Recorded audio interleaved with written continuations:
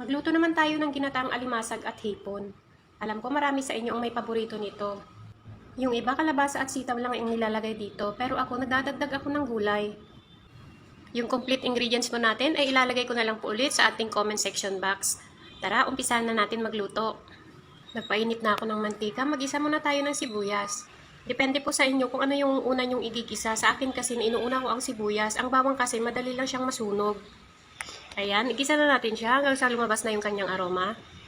Isunod naman natin ng luya, pantanggal ng lansa at pandagdag na rin ng bango. Ayan, gisa-gisa lang ng konti. Ilagay na natin ang ating hipon. 1/4 kilo lang itong binili ko. 3 lang kasi kaming kakain dito sa bahay. Hayaan lang muna natin siya hanggang sa magkulay orange na siya. Ayan, pag nagkulay orange na siya, halu-haluin lang natin ng saglit.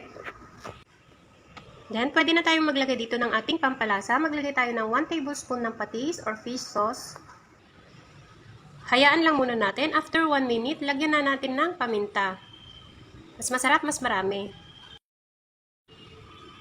Halu-haluin lang natin ulit. Then, isunod na natin yung ating nilagang alimasag. Medyo hindi maganda yung nabili ko mga Mars. Hindi siya mataba. Iisa lang kasi yung nagtitindang nakita ko, kaya no choice talaga ako. Kinuha ko na lang. Ilagay na natin ang kalabasa. Halagang 20 pesos lang ito. Takpan lang natin at lutuin natin ng about 3 minutes. Then after 3 minutes, halu-haluin lang natin. Ayan, pwede na nating ilagay yung ating iba pang gulay tulad ng sitaw at okra. Mas maraming gulay, mas masarap. Mahilig kasi akong kumain ng gulay. Yung iba kasi, sitaw at kalabasa lang ang nilalagay nila dito. Pero ako, dinadagdagan ko talaga siya ng gulay. Medyo maliit itong nagamit kong kawali. Nahirapan tuloy akong maghalo. Ayan, maglagay na tayo dito ng 1 cup ng pangalawang piga. Siyempre, hindi mawawala dito yung ating siling haba, pampabango. Takpan lang natin. Lutuin natin siya ulit ng another 3 minutes. After 3 minutes, naglagay ako ulit dito ng talong. Pero hindi na natin siya tatakpan. Hayaan lang natin siyang nakabukas para hindi ma-overcook yung ating gulay. Titimplahan na natin siya ng magic sarap. 1 sachet lahat ang nagamit ko dito. Yung mga ayaw po ng magic sarap, kung anong meron pong seasoning yung nandyan sa bahay nyo, yun na lang po yung gamitin ninyo. Ayan, nilagay ko na rin pala yung unang piga ng gata dito. May natira pang konti, sayang naman. Ilalagay na lang natin para lalo siyang sumarap. Mas maraming gata, mas masarap.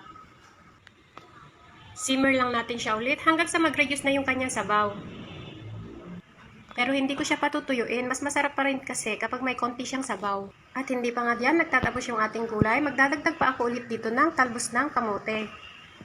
Pagluto na yung ating talbos ng kamote, ay pwede na nating patayin ang apoy. Ready to serve na. Thank you for watching. Bye-bye!